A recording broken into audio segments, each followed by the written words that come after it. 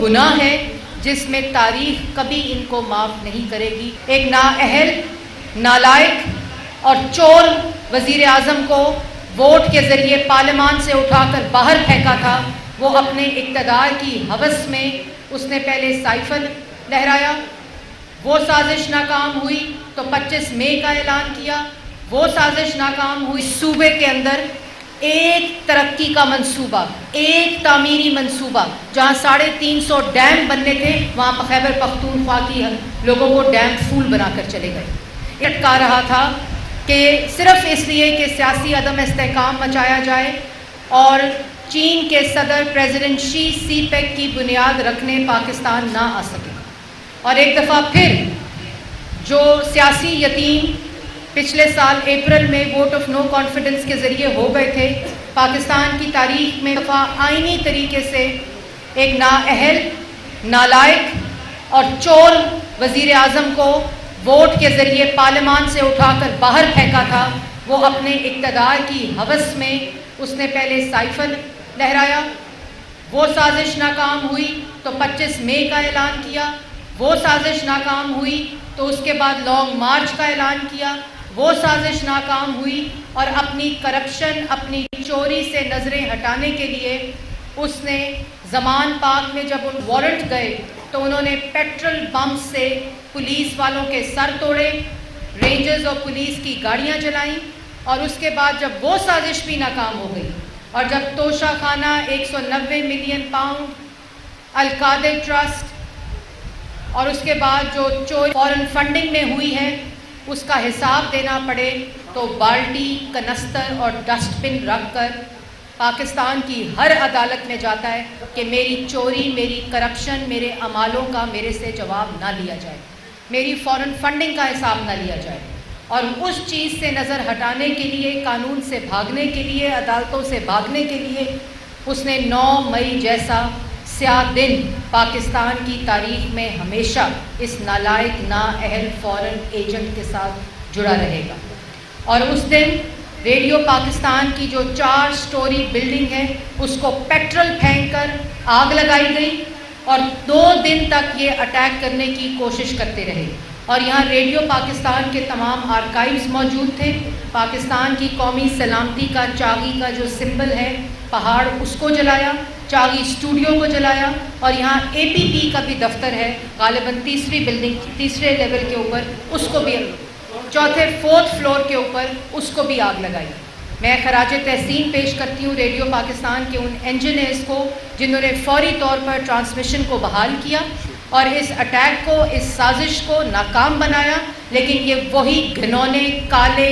گنڈے چہرے ہیں جنہوں نے پہلے پاکستان ٹیلی ویژن کے اوپر اٹیک کیا اور اب ریڈیو پاکستان کے آرکائیوز کو جلا دیا گیا ہے۔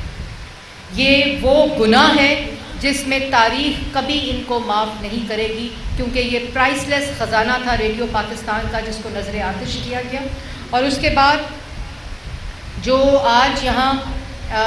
اس اسٹوڈیو کا رینوویشن کا آغاز ہو گیا ہے اور وزیر اعظم صاحب کی ہدایت کے مطابق ہنگامی طور پر اس اسٹوڈیو کی بحالی کا حکم دیا گیا ہے، اور انشاءاللہ ہم اس کو بھی دیکھیں گے۔ اور اس کے بعد یہاں جس طرح میں نے پرسوں اسلام آباد میں ریڈیو پاکستان اور لاہور میں ریڈیو پاکستان کے سنیما کی بنیاد رکھی تھی تاکہ جو فائنینشیل بزنس پلان ہے ریڈیو پاکستان کا اور پاکستان کی عوام کو افورڈیبل انٹرٹینمنٹ مل سکے۔ پشاور کے اندر بہت ہی مشہور سنیما ہاؤسز ہوتے تھے جہاں یوتھ جو تھی وہ اپنی ثقافت، اپنا ہیریٹیج، اپنا کلچر، اپنی انٹرٹینمنٹ، اپنا میوزک سے مستفید ہوتے تھے۔ اسٹریٹ تھیٹر ہوتا تھا، اسٹیج پلیز ہوتے تھے۔ تو یہ جو سنیما کی بنیاد ہے ریڈیو پاکستان کے پریمیسز کے اندر، یہ پاکستان کی عوام کو افورڈیبل انٹرٹینمنٹ کی بنیاد رکھی جا رہی ہے، جیسے لاہور میں اس دن رکھی گئی تھی، اور اسی طرح پورے پاکستان میں پاکستان ٹیلی ویژن اور ریڈیو پاکستان کے پریمیسز کے اوپر یہ جو سنیما ہاؤسز ہیں، جو ریڈیو میوزک ریسرچ سیلز ہیں، اور پورے پاکستان کی تاریخ کا جو خزانہ ہے موسیقی کا، اس کو ڈیجیٹل نیشنل آرکائیو کے اندر سمویا جا رہا ہے تاکہ اس کے پاکستان کی عوام اس سے مستفید ہو سکے۔ اس بلڈنگ کی رینوویشن کا پرائم منسٹر صاحب نے بجٹ بھی اس بجٹ میں رکھا ہے، اور جو خیبر پختونخوا کی صوبائی حکومت ہے اس کا بھی میں شکریہ ادا کرنا چاہوں گی جنہوں نے اس میں اپنا حصہ ڈالا ہے، اور ہنگامی بنیادوں کے اوپر انشاءاللہ دوبارہ سے، کیونکہ نواز شریف،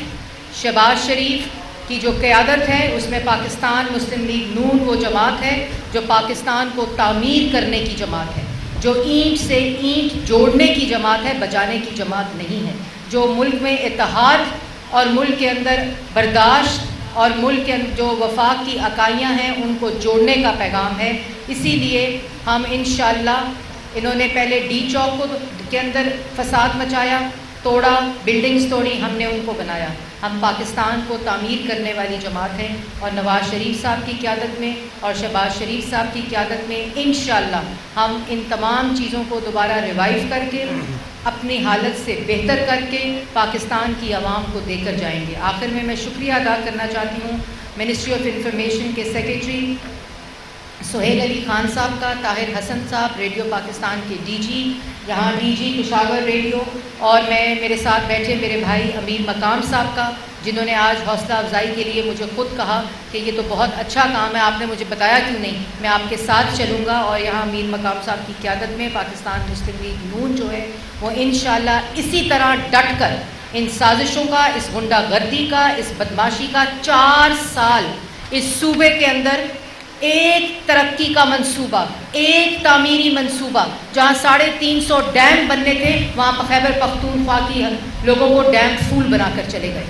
ادھر انہوں نے وعدے کیے تھے کہ یونیورسٹیاں بنیں گی، وعدے کیے تھے اسکول بنے گا، وعدے کیے تھے کہ یہاں ترقی کے منصوبے بنیں گے، ایک ہسپتال میں ایک نیا کمرہ نہیں بنا سکے، کیونکہ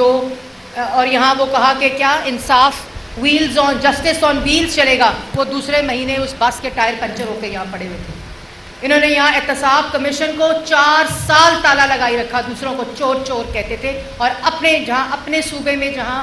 حکومت تھی وہاں کے احتساب کمیشن کو تالا لگایا۔ کیا یہ خیبر پختونخوا کی عوام دیکھ نہیں رہی تھی کہ ایک جھوٹا، ایک سازشی، اور پھر 9 مئی کو پشاور کو آگ لگا کر چلا گیا، ادھر شہداء کی یادگاروں کو تباہ کر چلا گیا، پنجاب کے اندر توڑ کے چلا گیا،